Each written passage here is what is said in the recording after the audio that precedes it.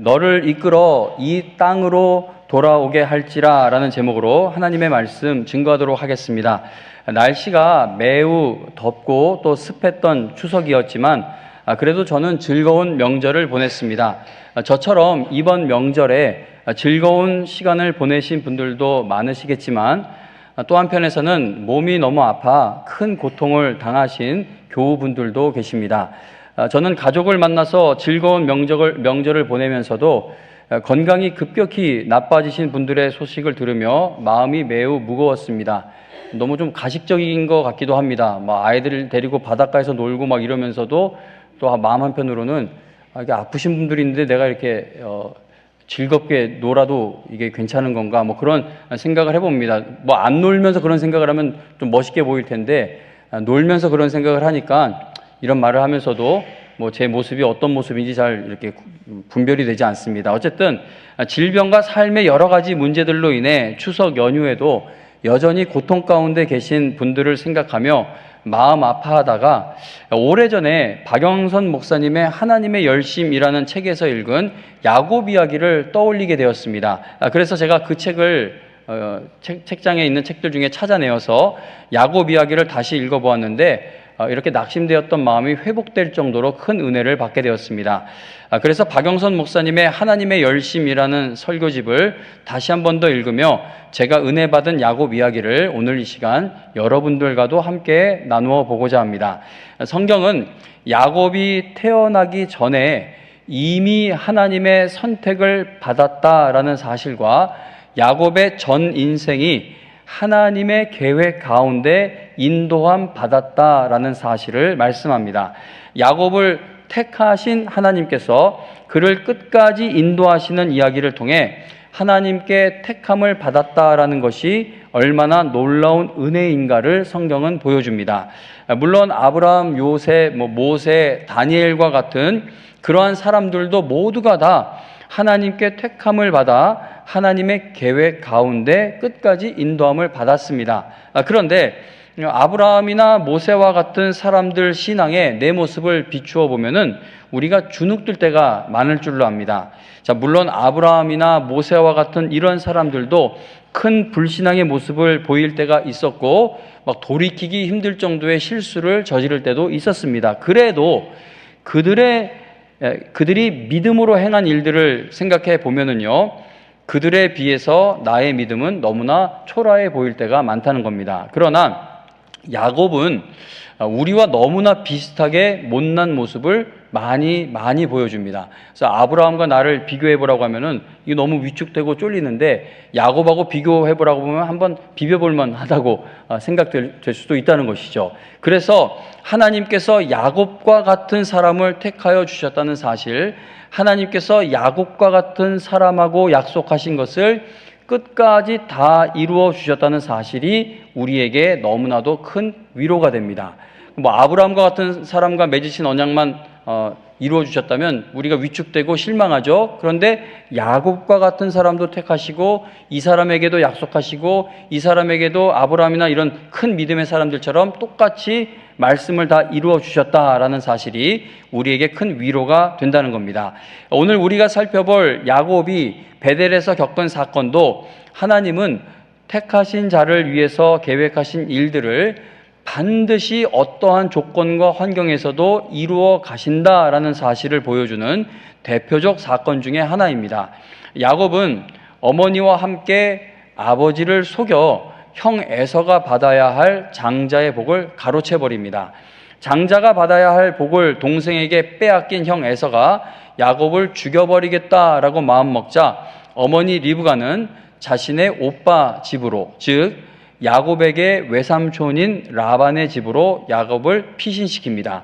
그렇게 야곱은 외삼촌 라반이 살고 있는 하란이라는 지역으로 도망을 가던 중 어떤 곳에 이르러 이제 돌을 베개로 삼고 잠이 듭니다. 그런데 잠이 든 야곱이 꿈에서 보니까 사닥다리가 하늘에 닿아 있는데 하나님의 사자들이 그 위에서 오르락내리락 하고 있고 그 위에는 하나님이 서 계십니다. 이러한 꿈을 꾸다 잠에서 깨어난 야곱은 참으로 이곳은 여호와께서 계신 곳인데 내가 몰랐구나라고 말을 하며 두려워하는 마음으로 그곳을 베델, 곧 하나님의 집이라고 이름을 짓습니다. 야곱이 경험한 이 놀라운 사건에서 우리가 놓치지 말아야 할 것은 야곱이 하나님이 계신 곳을 찾아서 올라갔던 것이 아니라 야곱이 있는 그 비천한 자리로 하나님께서 친히 찾아 내려와 주셨다라는 사실입니다. 야곱이 꿈에서 본 사다리는 누가 갖다 놓은 것입니까? 야곱이 세워놓은 사다리가 아니라 하나님이 내려주신 사다리입니다. 하나님을 찾지도 않고 있었고 하나님을 찾을 자격도 없는 그 불쌍한 야곱을 만나주시기 위해 하나님께서 친히 사다리를 놓아 내려가신 것은 구원의 은혜를 아주 아름답게 묘사해 주고 있는 것입니다. 우리가 하나님을 찾아서 올라갈 수가 없습니다. 그래서 하나님께서 친히 우리를 찾아 내려오십니다. 이렇게 구원은 언제나 하나님께서 우리에게 은혜를 베푸시는 방식으로 이루어질 수가 있습니다. 야곱이 꿈을 통해 하나님을 만나게 된 이 사건에서 우리가 또 한 가지 꼭 생각해야 할 것은 이 꿈은 하나님께서 꾸게 하신 꿈이라는 것입니다. 자, 야곱이 하나님을 만나는 꿈을 꿔야 되겠다. 내가 이제 누구를 의지해? 정말 절망적이야. 그러나 하나님 만나면 될 거야. 하나님 나 만나주세요. 내 꿈에라도 나타나주세요. 이래서 꾼 것이 아니라 야곱이 하나님 만나는 꿈을 꾸려고 해서 이러한 꿈을 꾼 것이 아닙니다.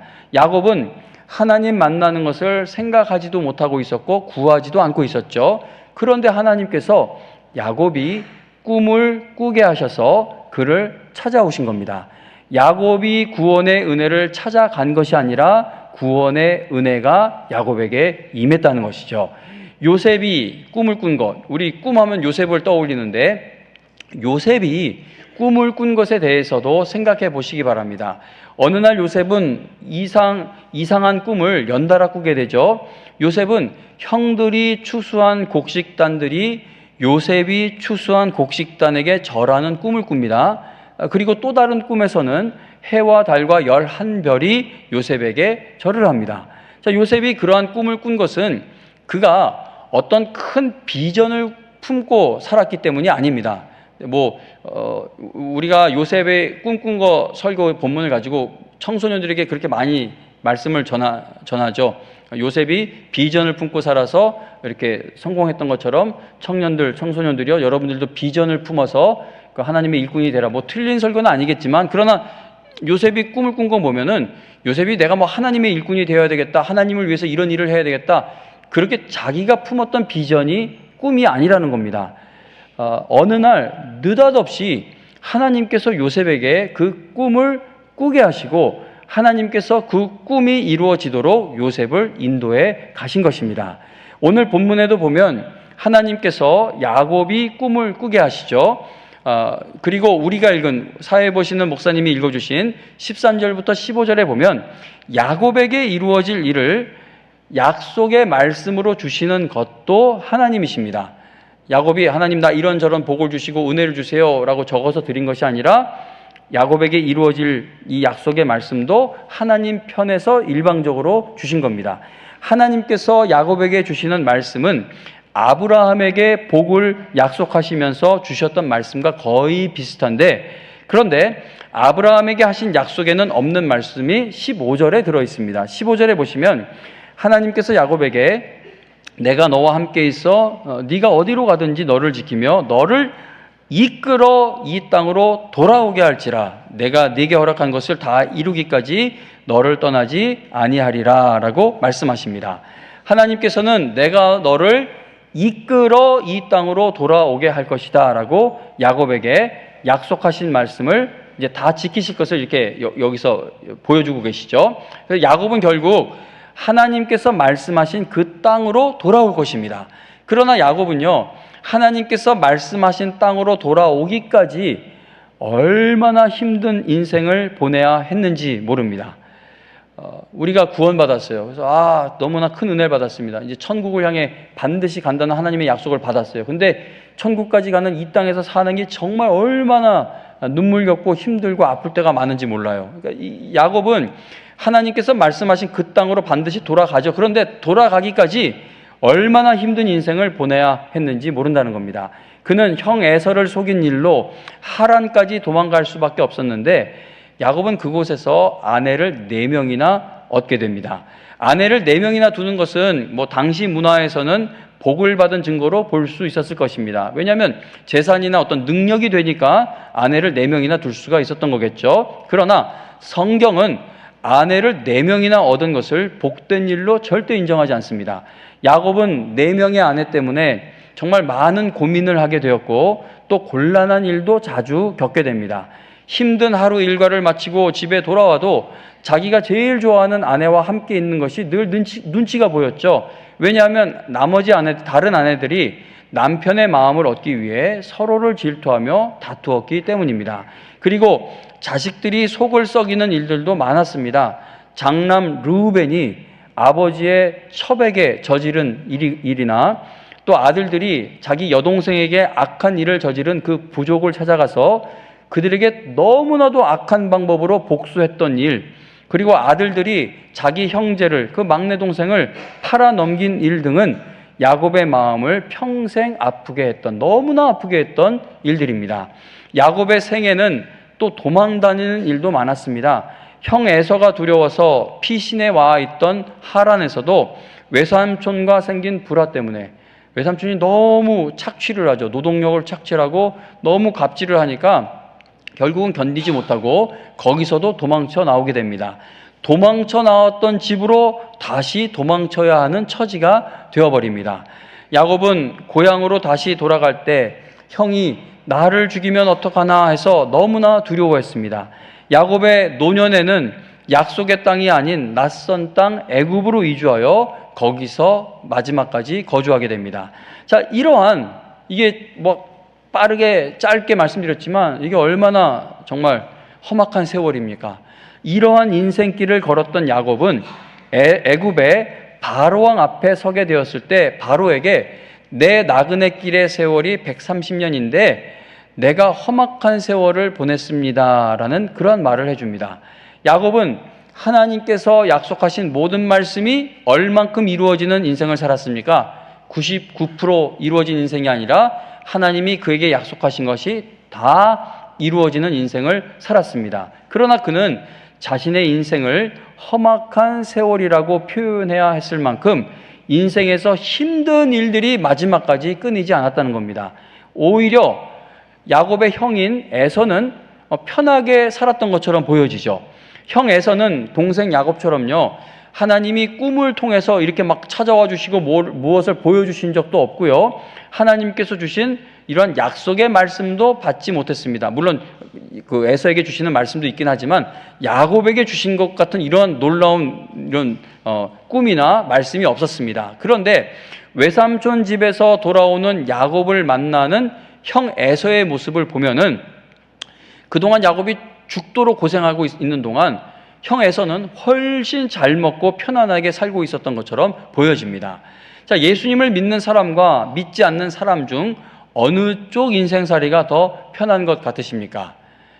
교회에서는 저 세상 사람들 다 저렇게 하지만 저게 무슨 만족이 있냐, 우리가 만족이 있다고 우리가 여기서 그렇게 이야기를 하지만 지금 이 시간에 막 산으로 바다로 주말 여행을 떠났거나 저 날씨 어디론가 뛰쳐나가고 싶은 날씨인데 정말 산으로 바다로 떠났거나 휴일을 맞아 영화관을 가거나 취미 생활을 하고 있는 저 사람들과 이렇게 주일 예배를 드리고 있는 여러분들 중 누가 더 편안한 것 같냐는 질문입니다.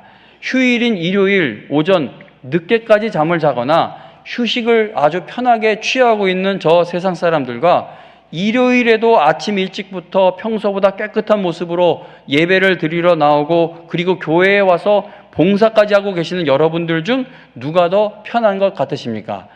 자녀들도 생각해 보세요. 월요일부터 금요일까지 가기 싫은 학교 계속 갔는데 교회 왔더니 또 교회 학교예요.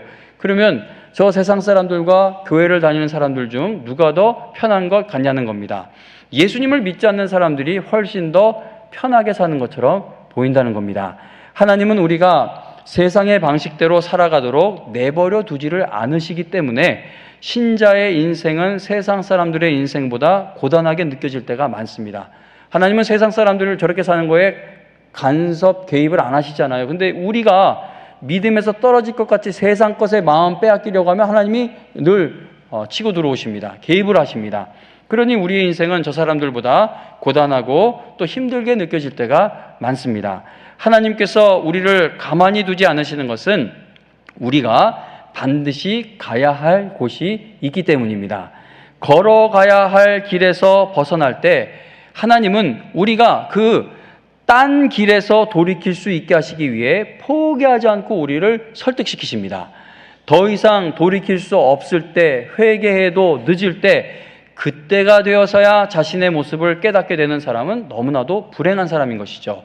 그런 사람의 이야기가 누가복음 16장에 나오는데 예수님께서 말씀해 주시는 거지 나사로와 부자 이야기에 나오는 부자가 바로 그런 사람입니다. 한 부자가 평생을 애쓰며 성취해 놓은 일이 결국은 어떠한 것인지를 죽고 나서야 깨닫게 됩니다. 그러니까 살아있는 동안 이 내가 얻은 쟁취한 모든 것의 의미를 안다고 생각했는데 죽고 나서야 이 모든 것이 어떤 의미가 있는 것인지를 깨닫게 되었다는 것이죠. 그는 지옥에 가서야 저 멀리 천국에 있는 아브라함에게 제발 부탁합니다. 나사로를 저희 아버지 집으로 좀 보내주세요. 저에게는 5명의 형제가 있는데 그들이 이 고통스러운 지옥으로 오지 않도록 나사로가 가서 경고하게 해주세요. 죽은 나사로가 살아나 그들에게 가서 경고한다면 그들이 들을 것입니다. 라고 애원을 합니다. 자, 부자는 깨달았으나 때는 이미 늦은 겁니다. 부자는 돌이켜도 소용이 없는 때에 깨닫게 된 것입니다. 예수님을 믿지 않는 사람들이 예수님 믿는 나보다 훨씬 순탄하게 잘 사는 것처럼 보여서 부러울 때가 있으십니까? 그들이 편안하게 사는 것은 내가 그렇게 살면은 나는 막 괴로운데 그들은 그렇게 살아도 편안하게 사는 것은 하나님이 그렇게 살도록 내버려 두시기 때문인 겁니다. 하나님의 자녀가 아니기 때문이라는 것이죠. 그 출애굽한 이스라엘 백성들은 금송아지를 만들어 놓고 자, 우리 이제 하나님 믿지 말고 다른 신을 섬기자라고 하지 않고 금송아지를 만들어 놓고 이게 바로 우리를 애굽에서 인도해낸 신이다라고 그렇게 말을 합니다. 약속의 땅에 들어간 이스라엘 백성들은 그 땅에 사는 사람들이 섬기고 있는 우상들에게 자꾸 마음을 빼앗깁니다. 왜 그랬습니까? 왜냐하면 우상들은 내 삶에 간섭을 하지 않기 때문입니다. 하나님께서 아브라함을 택하지 않으셨다면 아브라함은 비참한 인생을 살았을까요? 이 땅에 사는 동안 하나님 말씀 따라간 것보다 훨씬 편안한 삶을 살았겠죠. 원래 가지고 있던 재산도 넉넉했던 사람이라 하나님이 택하지 않으셨다면 그는 평생을 편안하게 잘 먹고 잘 살았을 것입니다. 하나님은 야곱이 하란으로 도망갔다가 다시 돌아오게 할 것 없이 바로 그 자리에서 그에게 가나안 땅을 주실 수 있는 능력이 있으신 분입니다. 그러나 하나님은 그러지 않으셨죠. 왜냐하면 하나님의 목적은 야곱이 가나안 땅을 얻는 것에만 그 자체에 있지 않기 때문입니다. 야곱이 그 땅을 소유할 수준의 사람이 되는 것, 그것이 바로 하나님의 목적이었습니다. 그래서 하나님은 야곱에게 하란에서 험악한 세월을 보내게 하신 것입니다.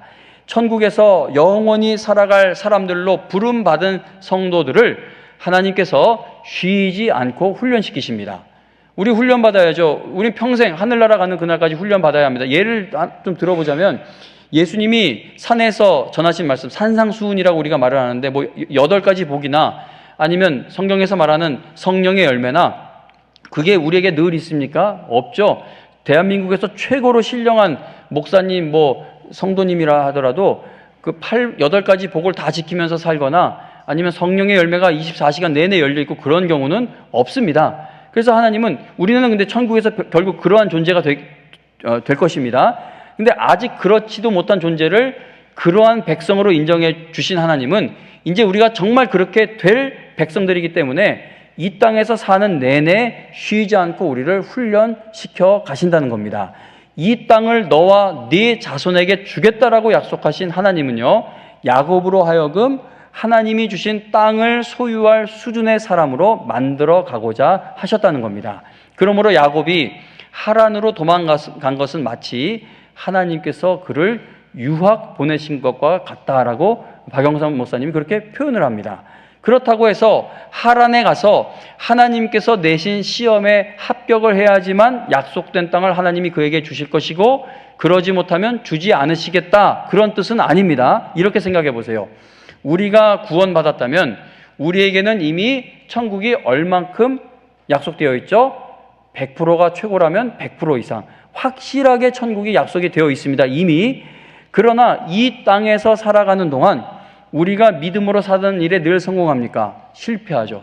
세상 사람들하고 똑같은 모습으로 실패할 때가 우리는 많습니다. 그러면 우리가 믿음으로 훈련을 잘 받을 때에는 천국 약속이 유효하고, 불신앙의 모습이 보여질 때에는 천국에 들어갈 수 있는 그 약속이 취소되는 것입니까? 그렇지 않다는 겁니다.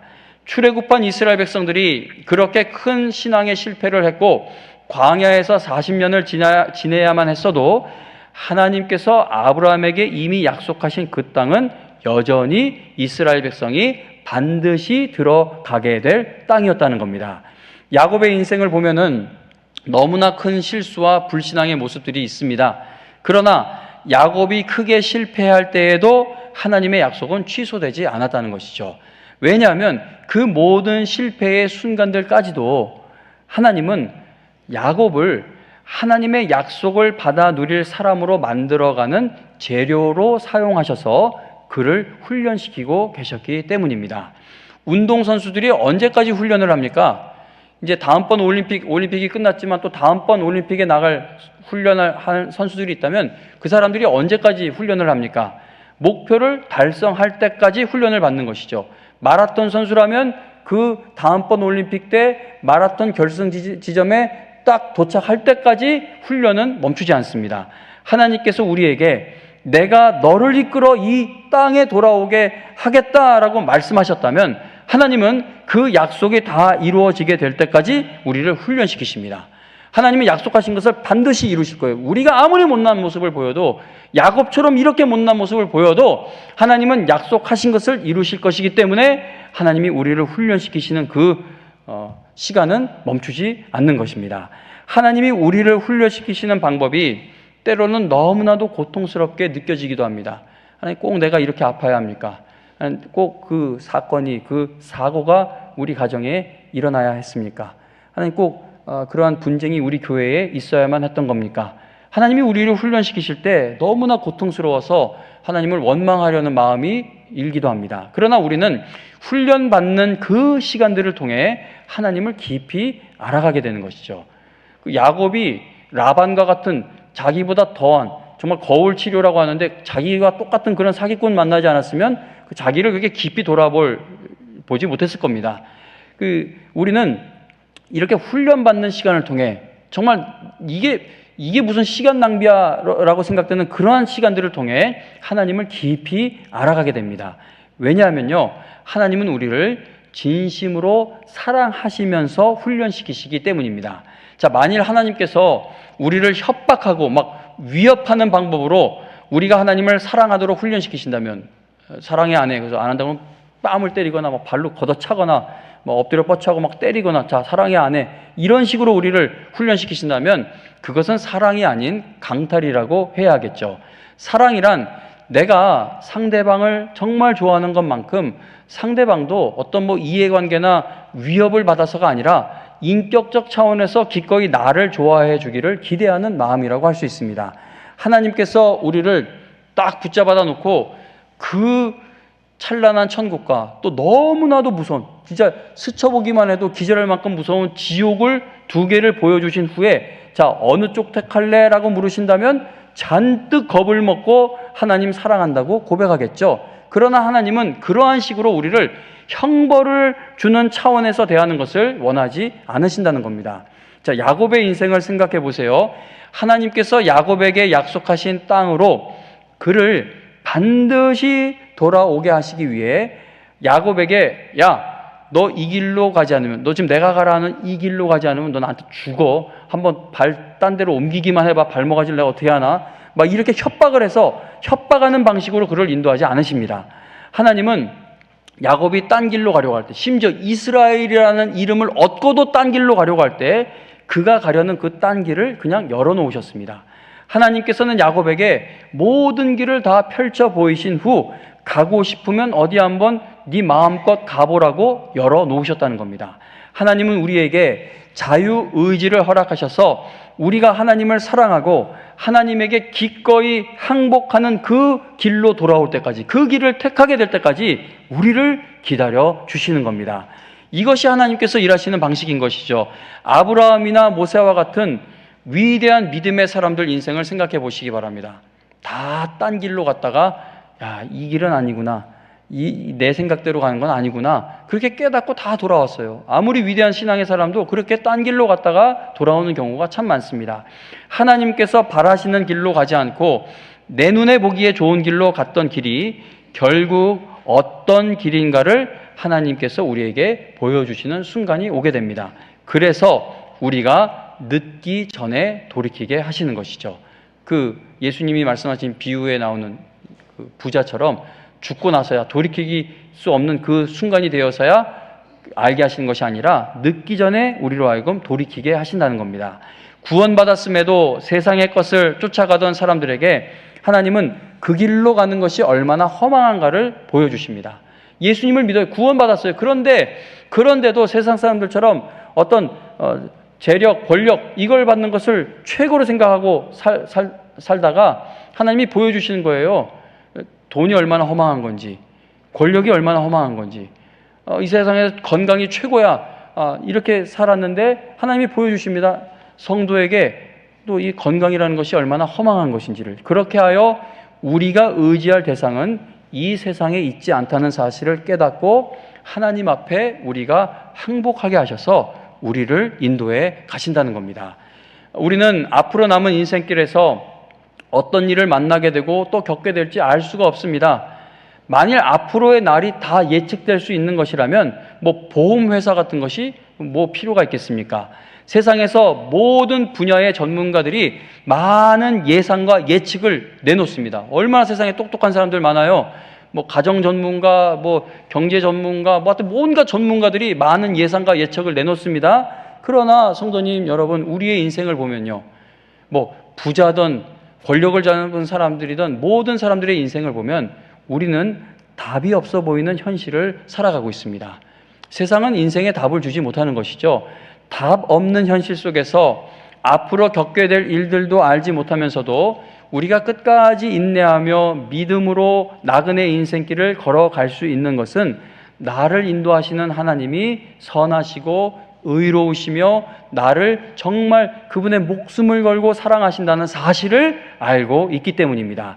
내 인생에서 무슨 일이 벌어져도 하나님께서는 나에게 약속하신 모든 말씀이 다 이루어져 가도록 모든 것을 합력하여 선을 이루신다는 사실을 깊이 알아가는 것만큼 여러분들이 믿음으로 살아갈 수 있게 됩니다.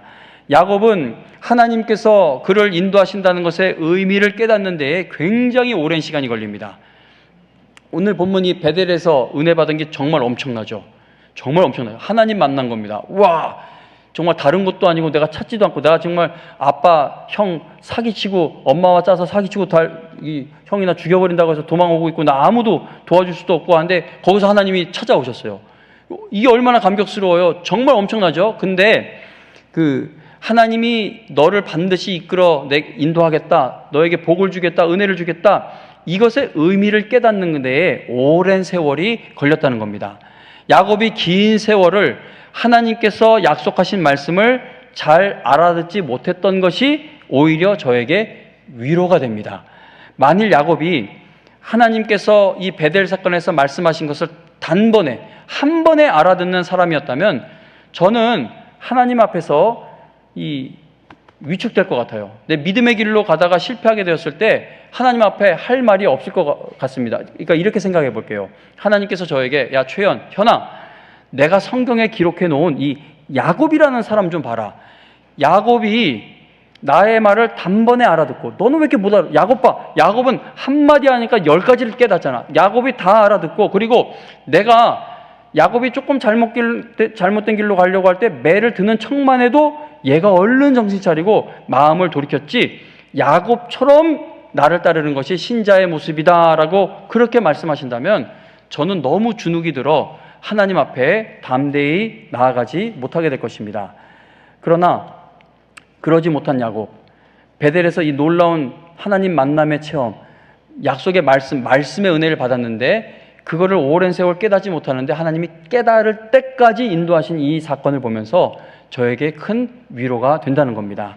야곱은 하나님께서 가라고 하신 길에서 벗어나 딴 길로 가다가 그렇게 큰 아픔을 당하고 또 당하면서도 하나님의 말씀을 서서히 깨달아가게 됩니다. 그러한 야곱이었기 때문에 하나님께서 하나님 자신을 나는 야곱의 하나님이다 라고 소개하시는 것이 저에게 너무나 큰 위로가 되고 감격이 되는 것이죠. 야곱의 하나님. 야곱이 어떤 사람인지를 알잖아요, 우리가. 그래서 나는 야곱의 하나님이다 라고 하는 것이 이건 나에게도 이 놀라운 소망이 있다는 그런 약속 아니겠습니까? 그러한 야곱의 하나님이시기 때문에 오늘 나의 하나님이 되어 주실 수가 있는 것이고 저 같은 사람이 천성을 향해 날마다 나아가는 은혜를 받을 수가 있는 것입니다. 하나님께서 꿈을 통해 야곱을 찾아오시고 그에게 너무나도 놀라운 약속의 말씀을 주신 이 베델 사건은 우리에게 정말 큰 위로가 됩니다. 자신이 저지른 잘못에 대해 아직 회개할 줄도 모르고 있던 야곱, 하나님을 찾을 생각도 못하고 있던 야곱, 아버지와 형에게 사기치고 있는 힘을 다해 도망가고 있다가 너무 피곤하고 두렵고 정말 깜깜해서 그냥 돌을 베고 잠들었던 것뿐이었는데 그러한 야곱에게 하나님이 찾아와 주셨다는 겁니다. 그것이 오늘 본문 베델의 사건인 것이죠. 하나님께서는 이러한 야곱에게 내가 너와 함께 있을 것이다. 네가 어디로 가든지 너를 지키며 너를 이끌어, 안 그러면 못 가잖아요. 너를 이끌어 이 땅으로 돌아오게 할 것이다. 내가 네게 허락한 것을 다 이루기까지 너를 떠나지 않을 것이다 라는 이 놀라운 약속의 말씀을 주셨고 그 말씀이 다 이루어질 때까지 야곱을 끝까지 인도해 가십니다. 그래서 야곱은 마침내 그 사기꾼과 같은 이름을 버리고 하나님과 겨루어 이겼다는 이스라엘이라는 영광스러운 이름을 얻게 되죠. 그리고 그 이름으로 하나님께서 택하신 한 민족이 형성되게 됩니다. 야곱은 이스라엘이라는 새 이름을 얻은 후에도 여전히 딴 길로 가죠. 밤새도록 씨름해서 막 쩔뚝거리게 되고 그 이름을 얻고 형을 만났는데 감격스러운 하나님이 형의 마음을 녹여주신 걸로 저는 보는데 막 얼싸안고 울고 막 정말 은혜 충만한 그러한 경험이 있는데 거기서 딴 길로 가버립니다. 무서워서요. 그러나 하나님께서 또 그를 끝까지 기다려주시면서 그에게 약속하신 모든 말씀을 이루어 가셨다는 겁니다. 나중에 결국 야곱이 그래 우리가 올라가자 하게 될 때까지 예배드리러 가자 하게 될 때까지 야곱을 기다려주신 것이죠.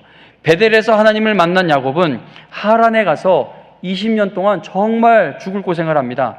그는 또 야복나루에서 이스라엘이라는 새 이름을 얻긴 했지만 그 후에도 이스라엘이라는 하나님이 정말 그 놀라운 이름을 주신 후에도 험악한 세월이 계속 찾아오죠.